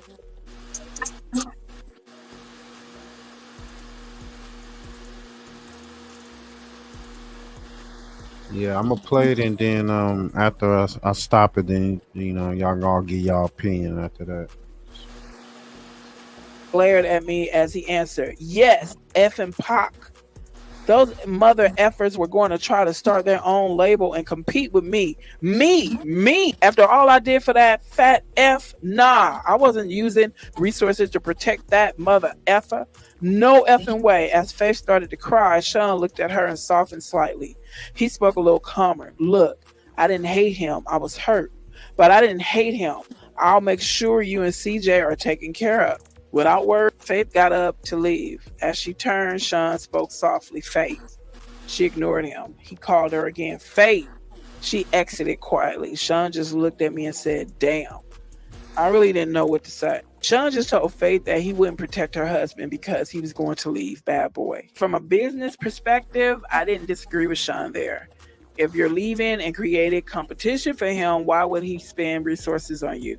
So I hugged Sean, but I also knew he didn't have to send Chris to California. I wondered if he realized that he sentenced him to death. He hugged me back with tears in his eyes and asked, "How the F am I the bad guy, huh? I effing do nothing but bust my ass to make everyone live comfortably, and I'm supposed to just let niggas walk all over me?" As I held him in a comforting embrace, I replied, "No, baby." He took me right there on the couch. Like I said, Stockholm Syndrome. Chapter 14, I was Sean. This particular evening, I was at Sean's house. Quincy was staying with a friend. It was some alone time for Sean and I until the doorbell rang. Sean got up to answer it. I heard a woman yelling and quickly realized that it was Jennifer Lopez, or better known to the world as J-Lo. "Sean, what the F?" Sean responded calmly, "Relax, baby. Why the hell did you have to start shooting? Isn't that what we have bodyguards for?" Normally, when these kinds of situations arise, I remain quiet and just listen. I play my position, you could say, but I wasn't paying attention to the news for the last day or so. And even though it would be the only thing anyone would talk to me about for months, no one had spoken to me about it yet. So I entered the foyer asking, "What's going on?" Jennifer exploded at me. "What's going on? What's going on? This nigga shot up the damn club." My jaw dropped looking back and forth between the two. Sean spoke soothingly. "Jen, you gotta calm down." Jennifer was having none of it. She continued, calm down. You shot a bunch of innocent people, Sean." Sean placed his hand on her forearm. "It's a bonding technique." He was shrewd in handling her. "He does this to me too. Even if you know what's happening, it works. It's an intimate contact without being personal." He was aiming to disarm her. This did not seem to immediately sway Jennifer as she continued. "Why in the hell do you think Biggie's replacement will take the fall for you?" "Biggie's replacement? Wait, could she be talking about?" I had to know. "Are you talking about Shine?" Jennifer didn't even look at me as she responded, "Yes, effing Shine." Sean continued a calm and even voice. "Relax, the situation is under control." Jennifer was not coming down. She went on, "They contacted my attorney for my statement, and there are a lot of witnesses, Sean. There's no way you're going to get away with this." Sean's arrogance can be immeasurable at times. He laughed as he asked, "You doubting me?" I couldn't believe it. I had to know. "Sean, what could you offer him that would make him do a bid for you?" Like, what the F? Jennifer also remarked, and what if he falters halfway through his sentence and starts talking? Sean responded as calmly as ever. He won't do that. People in jail don't cross-connected people on the outside. Jennifer looked deflated. So, you'll kill him too? How much does she know? Look, I'm not going to threaten anyone. Sean is smart and loyal. He knows how it works. And when he gets out, he'll be well taken care of. Jennifer spoke defiantly. Sean, they want to question me. I'm not perjuring myself. I am not going to jail over this. Sean seemed so in control. I admired him for it at this point. But my spirit was broken. I felt bad for Jennifer. She catches one bad break after another, and this was a really bad break. Sean spoke with confidence. Relax. Come in and have a drink. Have your lawyers call me. You'll never see the witness stand. I promise. Jennifer wasn't so sure. She asked him, how could you possibly know that? Sean smiled as he replied, between Sean's confession and the witnesses that gave their accounts, the cops won't need much else. The statement from your lawyer will be fine. Jennifer's next concern popped up. She explained, my attorney, Sean, he's good, but he won't do this. Beaming with confidence the way only a man with his network can, Sean responded, sure he will. Jennifer shook her head defiantly as she responded, Sean, you don't know him. Sean's unbreakable confidence was ruling the day. Jennifer was giving in as he told her with a smile, I got this. Sean, are you sure? Sean gave a wink. My attorneys handle situations. Give him my number too. Jennifer seemed weary as she asked, you're not going to threaten my attorney? Sean laughed as he replied, no, of course not. Money talks, baby. He turned to me and said, take her inside and pour her a drink. I had a question of my own. But you were going to make Sean the label's go-to man? What are you going to do now? Sean looked disappointed as he responded. He had the voice, but his flow, he signed. Well, artists with his talent are a dime a dozen. Looking at Jen, he continued, he's not a once-in-a-lifetime find like Jennifer Lopez. Now he's throwing on a charm. Despite the situation, she blushed slightly. Sean continued, let's grab that drink. Let me handle this attorney situation. Relax, don't worry. He left the foyer and went to have a seat in the living room. He tried to make a threesome happen that night. It didn't work out. Not that day. Chapter 15, Queen Bitch. Kimora Simmons and I went out to have drinks. She was looking at me seductively and I was turned on. We were going to go back to my place afterwards, but suddenly after a sip of my drink, I felt like I had to vomit. I excused myself and barely made it to the ladies' room. When I came back, Kimora asked, you feeling okay? I'm fine. I have been under the weather the last couple of days. I think I'll head home. She said, your breasts are looking kind of plump there, girl. Embarrassed, I whispered, not in public. She replied simply, are you pregnant? I was taken completely aback. Why the hell would you say that? She let it sit there for a minute. I bet in her head she was like, wait for it. Then it hit me. She gave me a minute before continuing. So what you gonna do? I didn't understand. Gonna do? If it's not Sean's, F. If it is, with the shock wearing off, the scope of the situation began to take hold. I responded, I better get a test. She looked at me with pity. Damn, girl, good luck. After what he did to Chris, I wouldn't want to be in your shoes. The desire that was in her eyes before I got sick was all but gone. As I began to stand, I realized what she said to me and I paused. She looked at me flatly and said, ain't nobody stupid, girl. I didn't know what to say. The question still lingered in my mind despite everything I knew. Did Puffy intentionally kill Chris? She brought me back to the moment by saying go, not knowing what else to say, but knowing I had to deal with my situation right now. I replied, I'll hit you up. She sighed and simply repeated, good luck. So, everybody knew that Diddy had something to do with taking Notorious out. Okay. You see the games, this world? Okay, let's go on. Chapter 16, Christian. The next day I was sitting on my couch deep in thought when my doorbell rang. I went to let Sean in. This is going to be scary. We made our way back to the living room and we sat down. Quincy was asleep. Sean seemed legitimately concerned. What's so urgent? I didn't know what else to do. I just blurted it out. I'm pregnant. The inner room was so thick as J-Lo. He was quiet. What is he thinking? He asked the obvious question. Are you sure? I spoke rapidly. I was on a pill. I'll get rid of it. I'm sorry. I just wanted you to know. That's wonderful. This is great. I was so confused. Huh? You're not mad? He laughed. Mad? No. Why would I be mad at this wonderful news?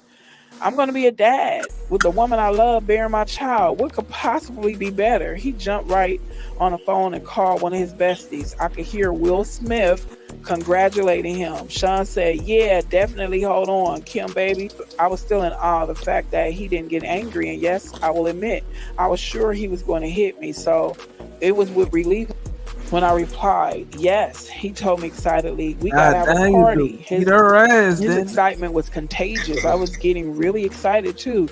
Yes, a gender reveal. And he cut me off. Yes, of course, we're doing all of that, but everyone is going to want to sleep with you right before you give birth. Disclaimer, my heart sank in my chest. Everybody is going to want to what? Sean went on with that same excitement. Well, not everybody, you know. Will, Jada, X. Sean, I'm having your baby. He verbally waved me off. It'll be fine. I couldn't help myself. I just started crying. Sean grew quiet on the phone, then spoke low. I'll call you back. He hung up and took me by my hand. Baby, I'll never... Yo, so he was conversing her to sleep with these people while she pregnant. Yeah, that nigga always trying to get her to focus on that shit. Crazy, bro. Man. Allegedly, man. Asked anything from you. I tried to see him through the tears streaming down my face. I couldn't believe the words coming out of his mouth. I tried to speak. Sean, he cut me off. I provide everything anyone could ever want. Do you want for anything? Sobbing, I replied, no, but he continued. This is the kind of thing I have to do in order to continue giving you this comfortable lifestyle where you live on a lap of luxury and get to be on TV shows and in movies. I know you don't want this, but do you want all of this to go away? A whimper is all I can manage. No, he continued softly. Now that's crazy. You know, telling her that I gotta perform these rituals or whatnot in order for us to keep this, you know, this lifestyle. That's crazy. Yeah. Our thoughts on that? That's just wild. Like, the nigga Diddy was a wild freak monster, man.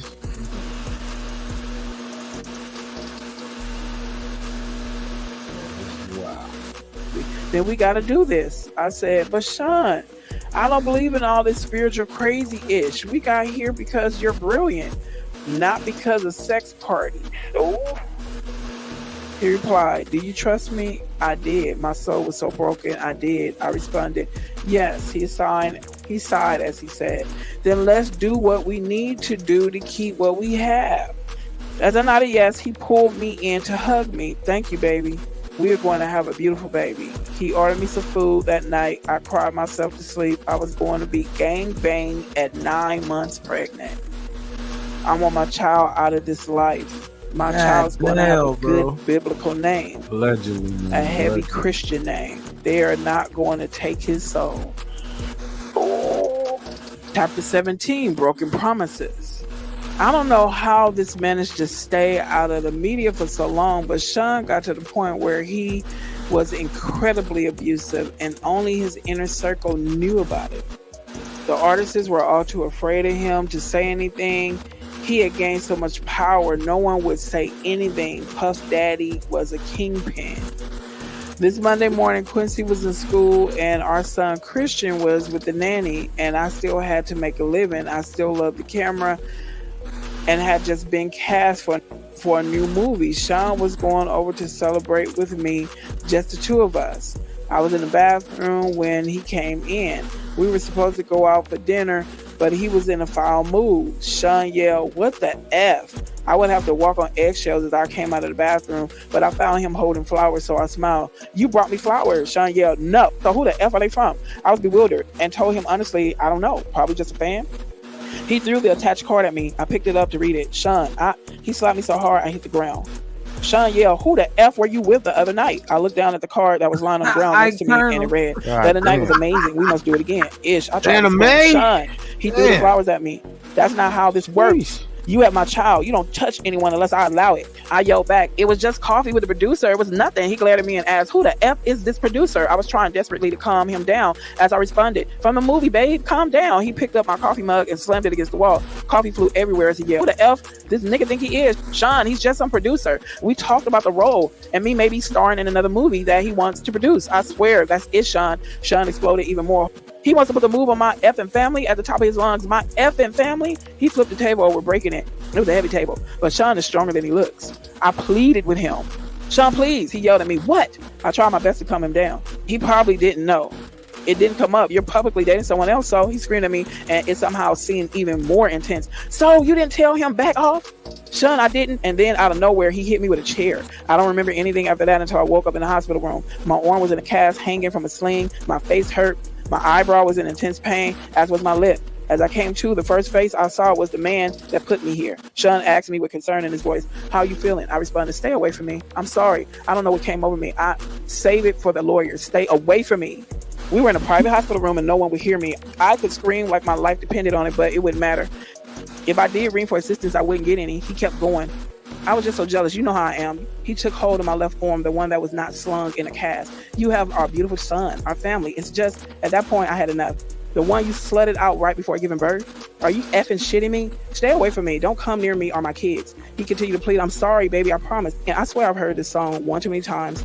I spoke through gritted teeth. "If you come near me or my kids again, I'm calling the cops." A flash of anger returned. "You would use my kid to threaten me?" But then he called himself. "I understand you're angry."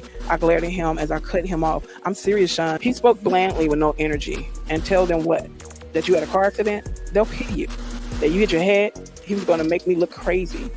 They were going to believe him. He was a kingpin. You're an effing bastard." Sean spent the next 6 months helping me heal and working his way back into my life and into my bed. I was so damn stupid, and of course I wasn't cast for either movie. From what I understand, the producer died of pneumonia. Damn, did he kill the producer? Sean kept his word for the most part until he didn't. I ended up pregnant again. He wanted energy from that too. That would be my last sex party. My body will never be ravaged by so many people again, especially while I'm pregnant. God damn. What if something happened to the twins? After that, I wanted out. But when I tried dating someone else, they would end up dead from pneumonia. What the? I knew Sean was behind it. This was not a coincidence. He gets jealous of a guy and they die of pneumonia. I could be next if... Oh my... Yo, didn't she have some kind of pneumonia? Oh... Let's continue. If I'm going to get out of this alive, this book might be reaching, man. This shit crazy. Sean has a vault where he keeps videotapes of all his conquests. I started sleeping with him again. After he falls asleep, he was starting to drink heavily. I would get into the vault and get a couple of tapes. Let's play. This is what I guess the book refers to. Thing you had with Kim Porter? Yeah, that's the same time, man. Same hand, right hand. If you look at it, it's on his right wrist, right up in there. Kim hit like it almost severed the artery. He was bleeding like crazy. Back in the 90s, Gene Dill got a call from someone else on Diddy's crew and found out that Diddy was in the emergency room. Gene rushed over to the hospital, and when he got to Diddy's room, he saw Diddy's wrist wrapped up in a bandage, and Kim was sitting there with bruises all over her. At first, he didn't know what was going on, but then he found out that Diddy was hitting Kim, so she grabbed a corkscrew and stabbed him in the wrist with it. Kim almost hit Diddy's artery, and if that happened, he probably would have bled out before he even made it to the hospital. Gene Dill said that Diddy and Kim were still seeing each other while Diddy was dating Jennifer Lopez, but Diddy never put hands on J-Lo because he knew she wouldn't take that kind of abuse. He didn't do any violence to Mrs. J-Lo. That's why I didn't see any violence. It's a different breed, bro. He wasn't going to risk himself like that. And plus, a lot of people didn't like him. If he would have ever touched Miss Lopez in any kind of aggressive way, she would have said something. Man, listen to me. The whole Bronx would have been on Puff. Back. What's your thoughts, man? Yeah, he swapped in for the next he set. gonna go fuck with tapes a Jen. few days later. It took weeks to get them all copied, and he never knew I had them. This was my way out. Some of the tapes had things I would have never expected. The gay parties are one thing, but the young boys like Usher, Lil Bow Wow, Justin Bieber, I would have never known. My God, is he grooming Quincy? This has to end. Ooh. I invited him over one day to confront him and put an end to our on-again, off-again relationship. He entered my house unannounced for the last time. He would no longer have the key after today. I was in the kitchen. Kimora and I were sharing drinks. I was scared to face him alone. Sean entered smiling. What's up, Kimmy? Hey, Mora. I told Sean to sit down. Because of my tone, he looked at me stung and asked, what's going on? What is this? I responded with delight. Me taking my life back. We're done. He answered, hold on, wait a minute. I was so excited that I wasn't hearing any of it. I shouted at him, no more. This is effing over. He looked confused as he asked, where's all this coming from? With disgust, I said, I got effing footage, Sean. He looked even more confused as he inquired, what are you talking about? Kimora said with revulsion. Usher too? Sean said, wait, what the F is going on? Sean stood aggressively and Kimora responded, don't make me call the cops. Sean's anger was creeping in as he replied, this is how it is? I simply nodded. If anything happens to either one of us, it gets released. He seethed as he queried, after all I've done for you? I don't think I was ever so happy as when I said those words to him. Get out. Pissed, he started to leave, looking back with pure hatred. As he walked down the stairs, he turned around in a fury and lunged at me. He knocked me down near the top of the stairs. I was hurt. Kimora screamed, stop. As he began to crouch over me, I kicked at him, hitting him in the kneecap, then his face. He went tumbling down the stairs. He was too hurt to get up. I called the cops. Kimora left before they arrived. When he left, it was in an ambulance. I felt empowered. I felt safe. The Sean Combs days had finally come to an end. Chapter 19, finale. Y'all gonna finish that out. Now, how you gonna stop it before the finale?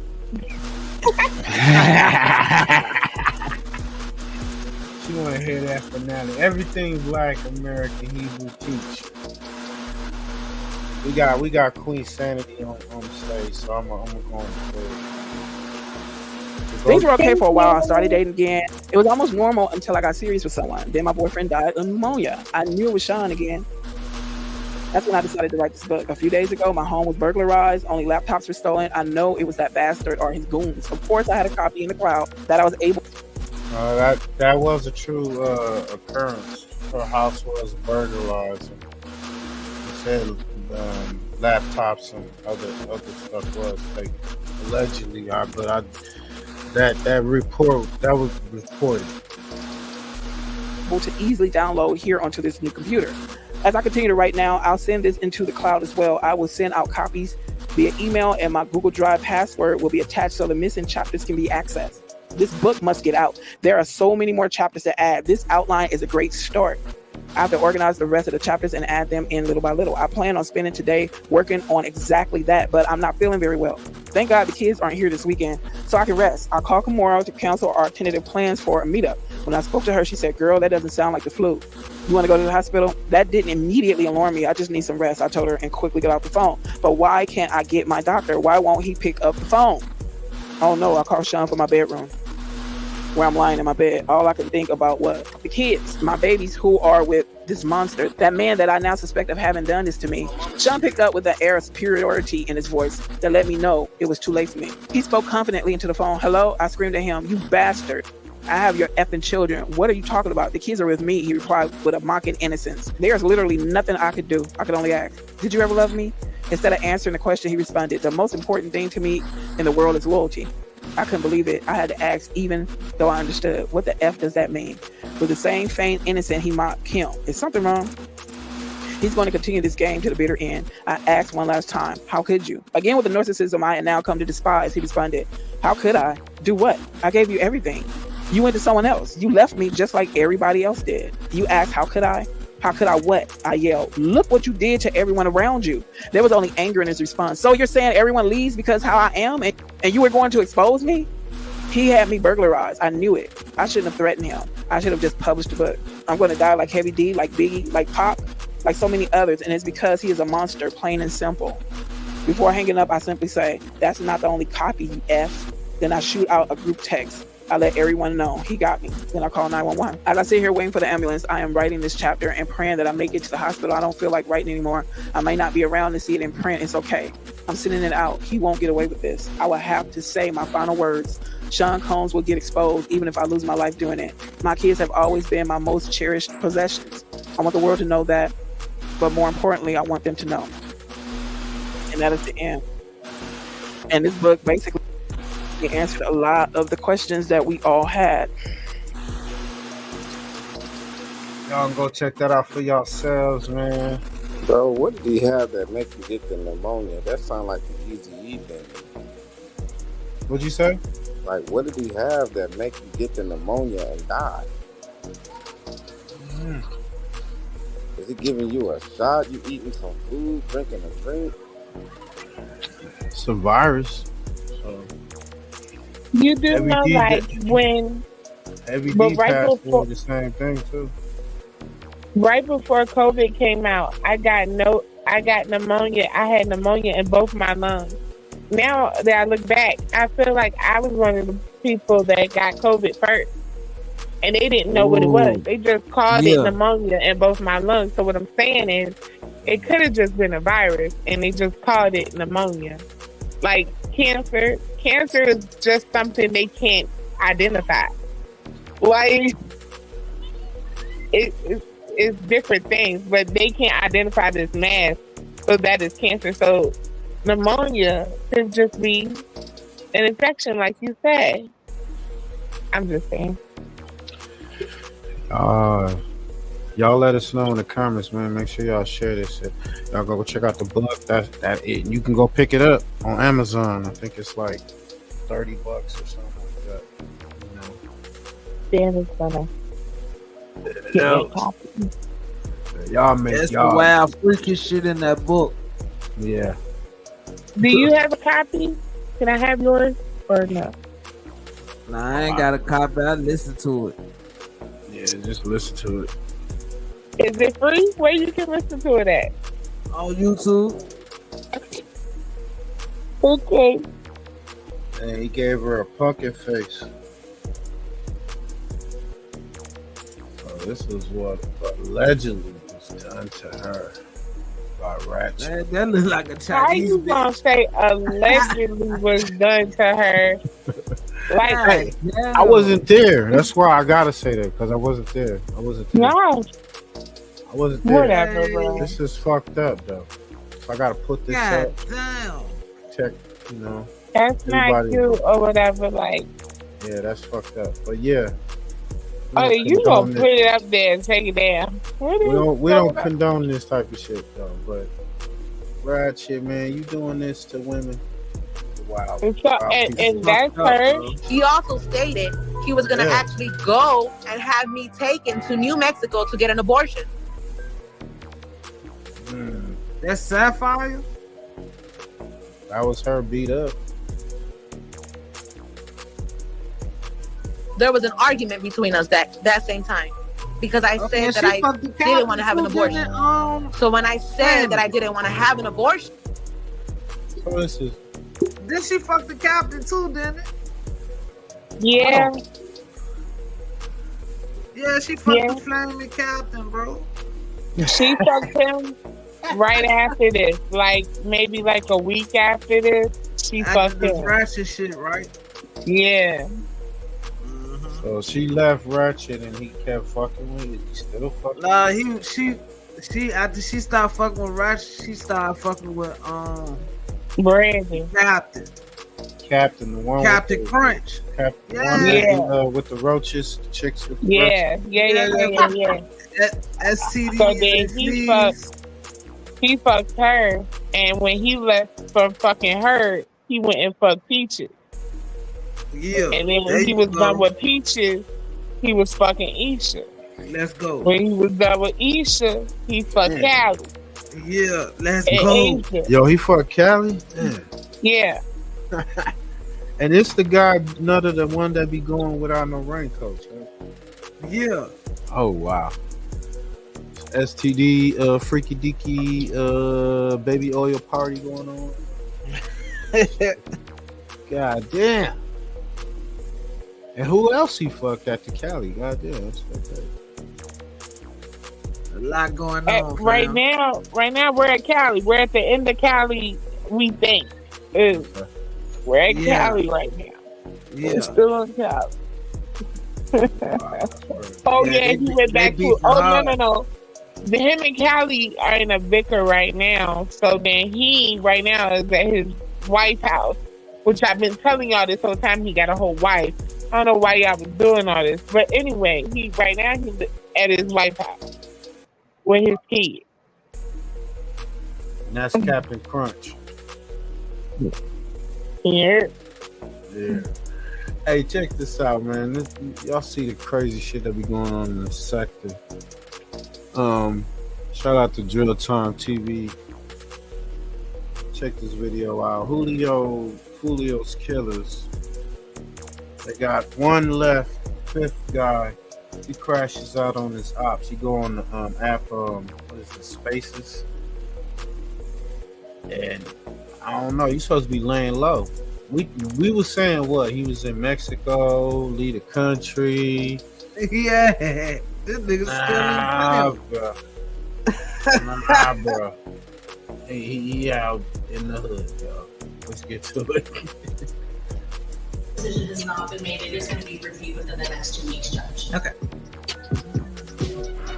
Now, the judge did set some preliminary dates today for those not facing the death penalty. They're expected to go to trial in December of 2025. Those who are, that would be April of 2026. We'll be back in court next month to get an update on these trial dates, as well as a general overview of where things stand in this very layered case.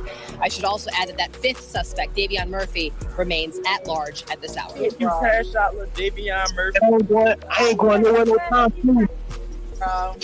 I'm gonna make you crash. I'm gonna make you go to jail. I'm outside right now. Tell them I'm on 13th, nigga. I'm outside, standing outside right now. Bro, shut your police ass up. Boy, you wanna die. I'm gonna kill you before you go to jail.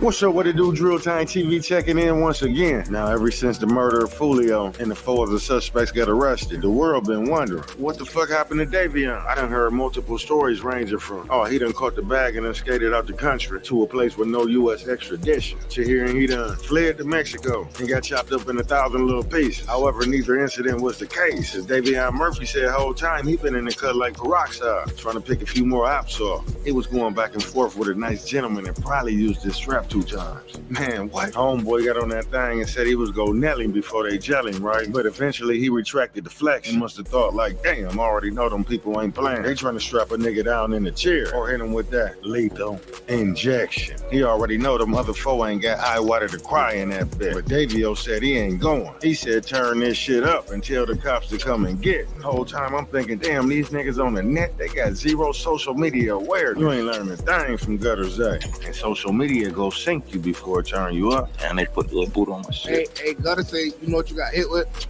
Nah. You know what I got hit with? U.S.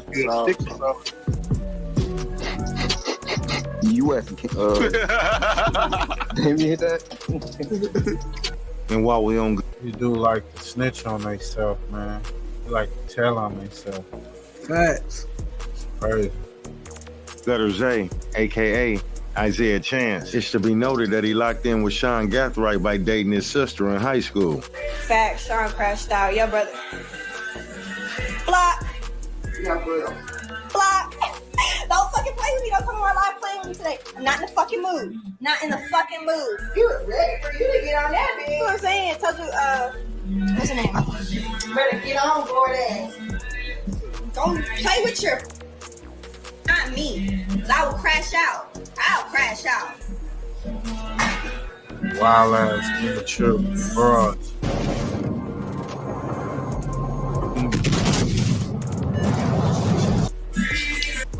On the video she posted, you can see Gutter Zay in the house posing for the camera, with Sean apparently in the background doing his homework. It's to be noted that he locked in with Sean Gathright by dating his sister, and them boys been out here putting shit down, getting it in ever since.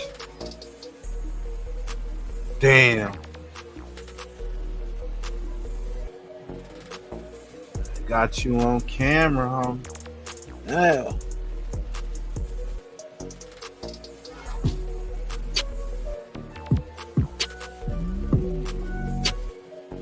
He said, why is he in your house? She like, that's my boyfriend. Say hit. It looked like reality done slapped your boy Sean in the face and he shitted himself. It seemed like he just coming to grips and realizing that he was the fall guy all along. Now I know he wishing he would have listened to his mama when she told him, Sean, don't be hanging with them boys, cause you gonna get yourself in some shit you ain't gonna be able to get out of. And if you happen to get your ass locked up, don't come calling me. Cause I'm still paying on the last lawyer I got for you in Oxford. And while Gutter Zay posting that he'll be home soon, he must ain't know Jaso already approached Sean about the murder that happened near his girlfriend's house on May the 23rd. 2024. And Gutter Zay ain't get two fucks about no Alicia. That's the reason he used her cell phone to make all the phone calls. He wasn't about to use his own, you know what I'm saying? The whole time he was thinking if the shit was to ever hit the fan, that he'd be in the clear. And more than likely, Gutter Zay was under the assumption that Sean disposing of all this incriminating evidence. But he was wrong. See, that wasn't the case. They said Sean had all this evidence lined up neatly in the safe. And when they raided him, that's when they found the spent shell case that put him on the scene of the murder that took place around Gutter Zay. Those spent casings matched two different shootings before Jones's death. A separate homicide in May. Smack the like button, gang. Right now, Jacksonville police are looking for two people who shot and killed a man in the Lackawanna area. I'm Tanika Hughes. I'm John Bachman. We brought this to you as breaking news when police say a man in his 40s was found shot inside a pickup truck. Action News Jack's Ben Ryan is live where that shooting happened. Ben, the scene just cleared the last 10 minutes.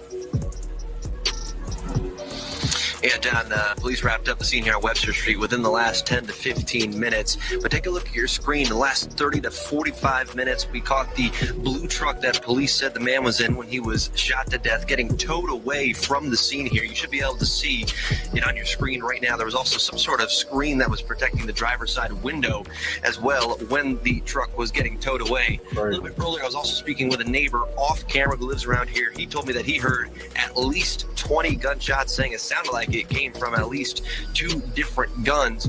In a news conference right around 4 o'clock, police told us that there was, whether it was either one or two people wearing dark clothing that approached the man in his car, saying that they shot multiple times, killing him, and then they left this area. Now, they don't know the relationship of everybody or the circumstances leading up to the shooting. So right now, they don't have any suspect information, but that was a little bit what they got from witnesses. So right now, again, police wrapped everything up within the last 15 minutes. They're asking anyone with a little bit of information to give them a call.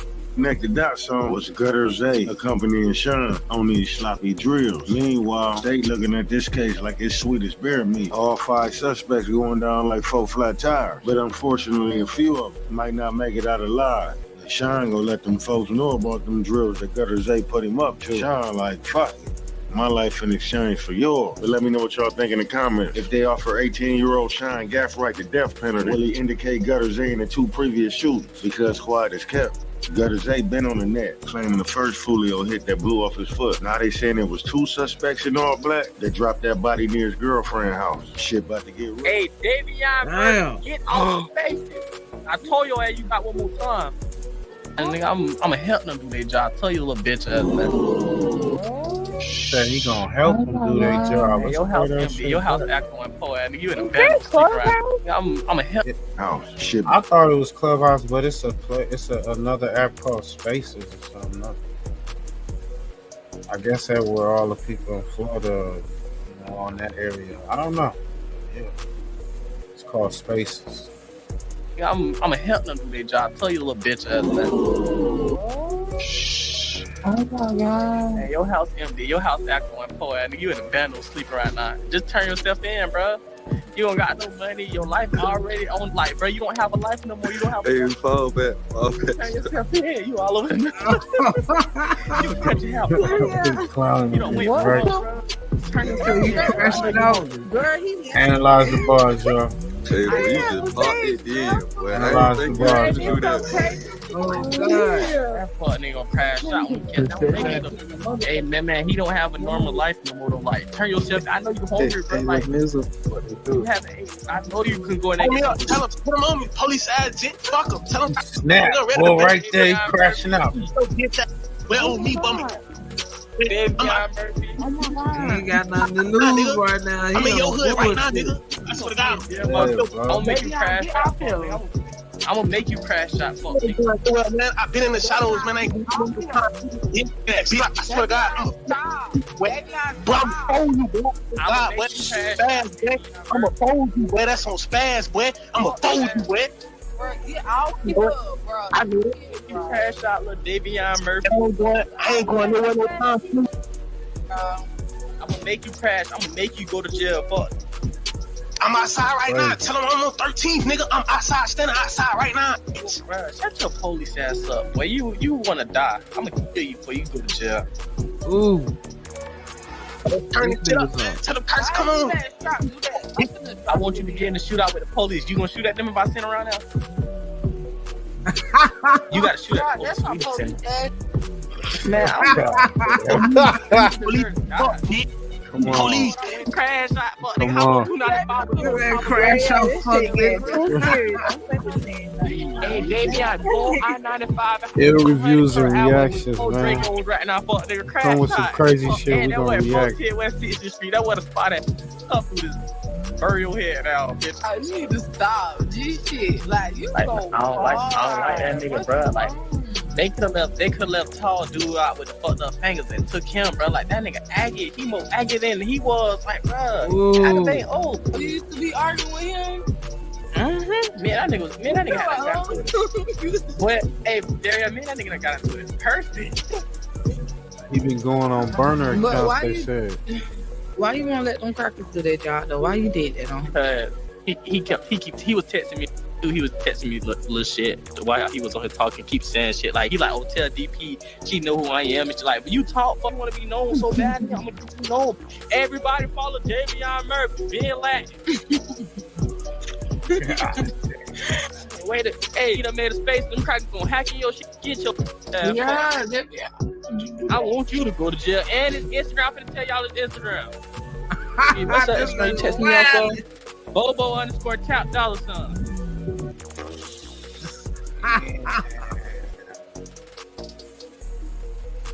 That nigga said, I'm gonna send the police. You gonna shoot it off with the police? Oh, man. What's this? That shit ain't funny. His red ass. What the fuck? His red ass. Talking about he finna send the police. I don't give a fuck what type of trolling that is. You a rat. You rat. Ratatouille looking bitch. Ratatouille looking bitch. Ain't gonna do shit.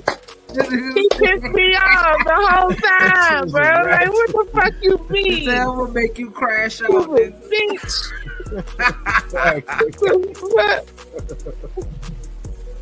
Oh, man, fuck him. He should have went and showed them some. Don't play with me. Man, what up? Red ass talk about if I call the police, you gonna shoot it out with the police. That nigga came on that bitch spazzing, boy. Yeah. Send that boy I can hear it in his soul. He'll do it for real. Oh. Shit. He ain't got nothing to lose. He already on the run. On God, 6 Dub. He already on the run for the Fulio shit, so he ain't got shit to lose right now. 6 Dub. Most respecter ain't got shit on a lot of shit. Like, chill out. That joke Ain't nobody scared of him. He's a bitch. I don't give a fuck. Nobody says. It's just never mind. Oh, that's wild, yeah. Hey, so what's up, man? It's still the weekend, man. It's still early for me, but we got it. I read to ask you, did you see that woo What's shit? up, yeah? Oh, you talking about woo when she wiped her pussy with the towel? Oh. I mean, Nutter gonna bring that on his show, but if he want to expose it, it's up to him. Shit, this is no. Oh yeah, that John Macon tripping Tuesday. Yeah. Like I said, don't get mad at me over the shit y'all do on here. Shit. Oh, who is y'all? I don't do nothing on here. I ain't talking. Boy, fuck yo, Mo 3 Sector 6 Dub. I do not care no more.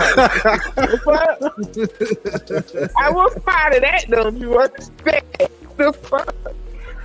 Oh shit. Hey man, no Diddy, damn Diddler. Oh Jaguar God. Wright been telling us, she told us. And what's up? What y'all think about Jay-Z? What y'all believe? What y'all think about the whole guy? You think they're gonna pull him into this indictment? You know, this whole I don't know. It's gonna take about a year or two. Hov got them connections for real though. You think he more powerful than Diddy, right? He might be. Shit. You know, goddamn, Hov sit with the team owners and all that shit. Diddy just party with them niggas.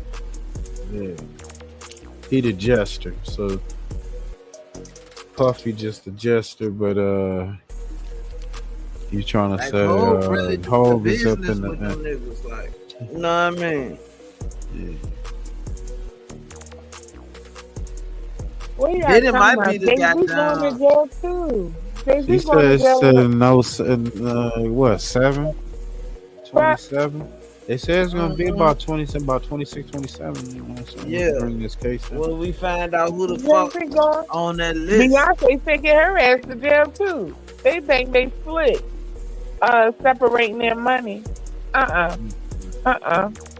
You gonna have to put all that money in them kids' names. You know how to do it. Black folks know how to do shit like that. Facts.